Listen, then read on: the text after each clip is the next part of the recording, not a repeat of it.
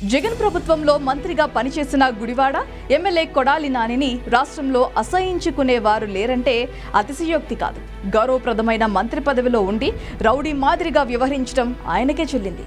చేసేవన్నీ గుడిసెటి పనులు కాగా టీడీపీ నేతలను చంద్రబాబు ఏదో తప్పు చేశారంటూ తరచూ నోరు పారేసుకుంటూ ఉంటారు. అది కూడా అసభ్యకరమైన పదాజలం వాడుతూ గుట్కా తింటూ ఆయన మాట్లాడే మాటలు జనాలకు రోత పుట్టిస్తున్నాయి. అలాంటి కొడాలి నాని తన పార్టీలో అధికారంలో ఉండగా చేసిన తప్పుడు పనులు అన్నీ ఇన్ని కావు.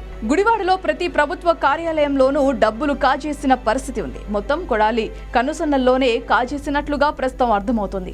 గతంలో టిట్కో కాలనీ ప్రారంభోత్సవ సభలో జనాలకు నిమ్మకాయ నీళ్లు సరఫరా చేశారు. దీనికి ఏకంగా 28 లక్షల రూపాయలు బిల్లు వేసుకున్నారు.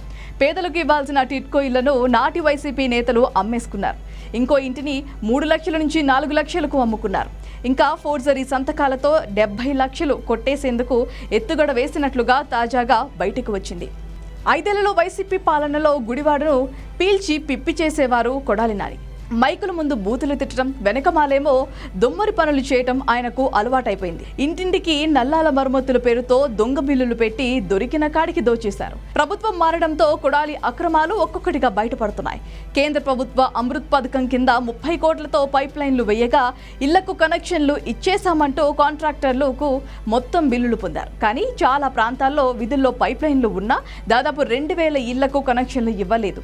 ప్రజలు నిలదీయటంతో కొత్త కాంట్రాక్టర్లతో ఆ పనులు నామమాత్రంగా చేయించారు. ఇందుకోసం కొత్తగా బిల్లులు పెట్టి భారీగా సొమ్ము కాజేశారు కూడా. ఇంకా గతంలో గుడివాడ పురపాలక సంఘం మున్సిపల్ కమిషనర్ గా పనిచేసిన మురళీకృష్ణ సంతకాలను కూడా ఫోర్జరీ చేసి 70 లక్షలకు పైగా బిల్లులు రావాలంటూ ఎన్నికలకు ముందు ఫైళ్లు పెట్టారు. ఇది బయటకు పొక్కడంతో వివాదాస్పదంగా మారింది. ప్రస్తుతం సత్తెనపల్లి ఆర్డీఓగా పనిచేస్తున్న నాటి కమిషనర్ వి మురళీకృష్ణ సైతం ఈ విషయాన్ని సీరియస్ గా తీసుకున్నారు. తన సంతకం ఫోర్జరీ చేసిన వారిపై విచారణ చేయడమే కాక చర్యలు తీసుకోవాలంటూ కూడా గుడివాడ పురపాలక అధికారులను డిమాండ్ చేశారు. ఇలా ప్రభుత్వం మారగానే గుడివాడలో కొడాలి నాని చేసిన అక్రమాలు వెలుగులోకి వస్తున్నాయి.